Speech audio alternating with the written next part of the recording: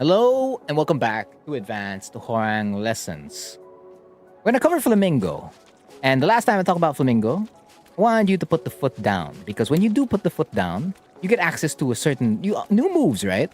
So imagine you're an RFS and you get access to RFF DF4. Of course, that didn't look as fast. If I do it off 1-2, that looked fast. Wow. If you do it off like 1-2-3, you get DF1. Wow, that looked fast. I didn't even know the leg went down. So we covered putting the foot down. How about if we just keep the foot up and move forward towards your opponent, move back away from your opponent, or move left to right in front of your opponent? You're like, Frontier, that's very risky. Yes. However, there's around 2 or 3 things that come along, like that is beneficial to putting the foot up in Flamingo. So when you put it down, you get access to new moves. That's number 1. And number 2, you're taking full advantage of the opponent waiting. Because again, like if the opponent gets hit by a 1-2-4 as a punish, they're negative 11. You can literally just mid-check them with RFS DF4. And if they press a button, they got hit. And the minimum damage they're eating off this is a lot. Yeah, that's a lot. 64. Basically, you're inching close to 70. That's something every opponent's going to be wary of. That's why the first interaction you get on anything to Flamingo is usually Hwoarang's advantage. So by taking advantage of that, you can put the foot down. It's essentially safe, in quotation marks, to do that. It's a little bit risky to do the opposite, which is like delay options. Although there is merit into delaying options, which is essentially the same as like putting the foot down. You're delaying in order to do an RFF or an LFF move.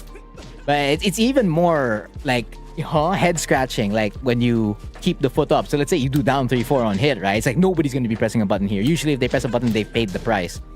But if you keep the foot up, it's just like, why is he doing that? So why do you put the foot up in Flamingo?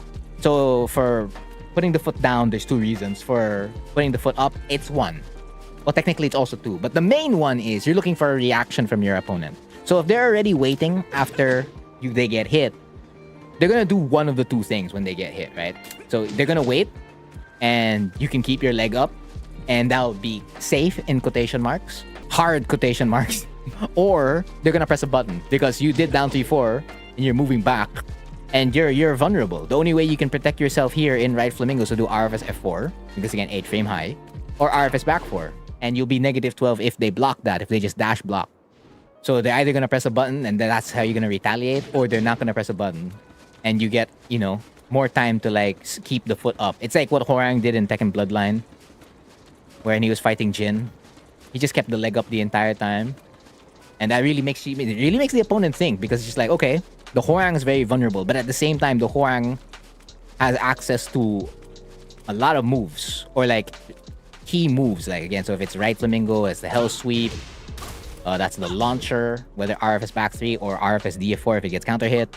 If it's left Flamingo, that's going to be down 3-4, forward 3, cancel, and then the jabs. So those are the 2 reactions, right? So let's break it down per reaction. So if they hesitate after you do hit them, you can really open them up. It could look something like this. So Hwoarang's gonna do it here. Up 3, You wait, Yo, you're not pressing there. Oh, I already got hit, too. I forgot what was recorded there. See, if you don't press a button, that's the sequence that may come out.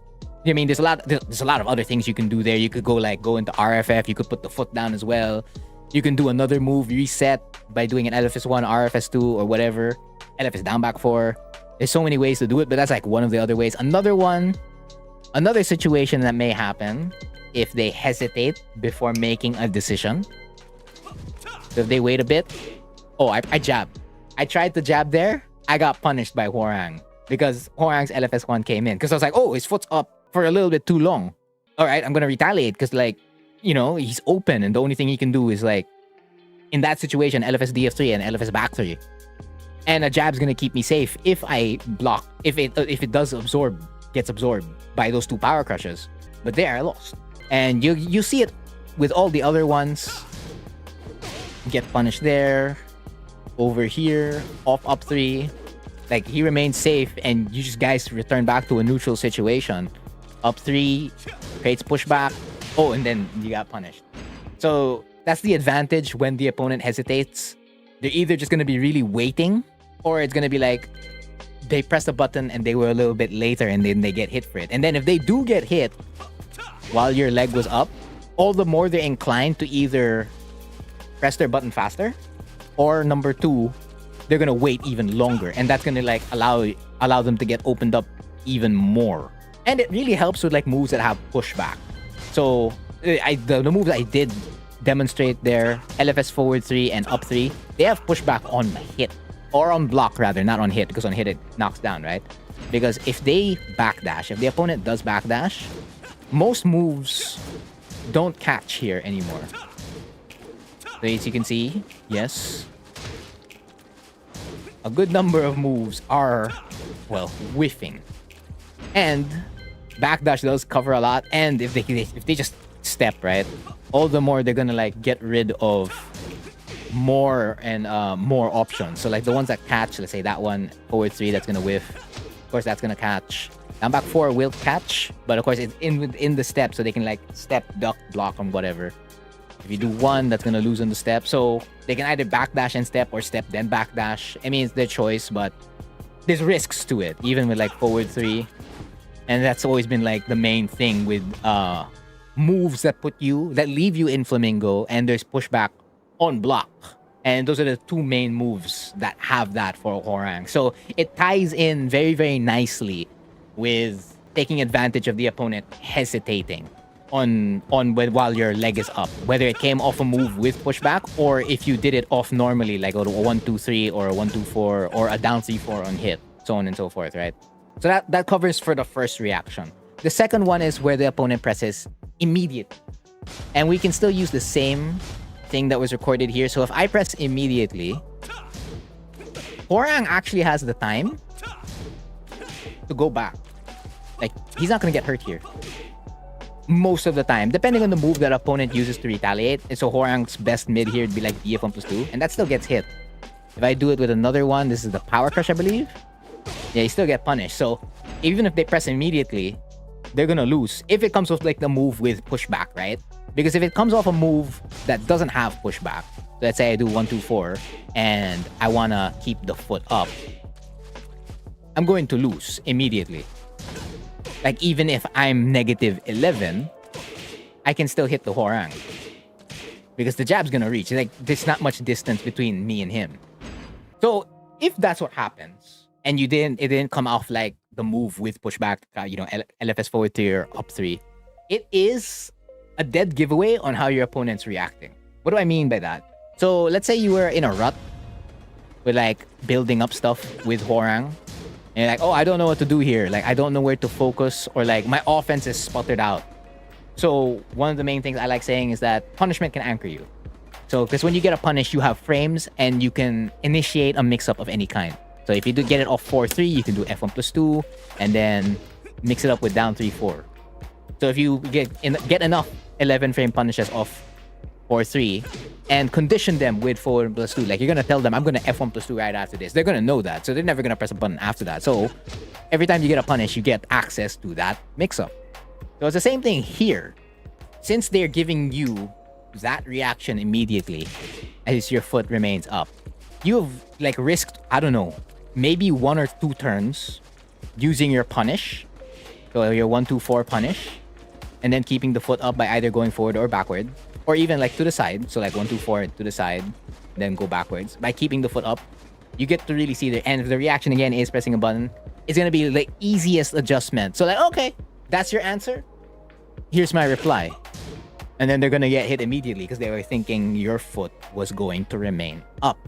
You can really build off keeping your foot up in a sense, because it's always gonna force one of those 2 reactions. Always does, without fail. The only time this is very risky, in the sense that you should never attempt this strategy as an adjustment or like as a check, is when your back is against the wall. What do I mean by your back is against the wall? You're either at the wall, literally, and you don't have a lot of HP to work with. You're down in rounds, like your opponent's already at set point. And you also are lacking HP, or like every HP hit point counts for you, so you don't want to like put yourself in a risky situation, because it is risky, more risky than putting the foot down.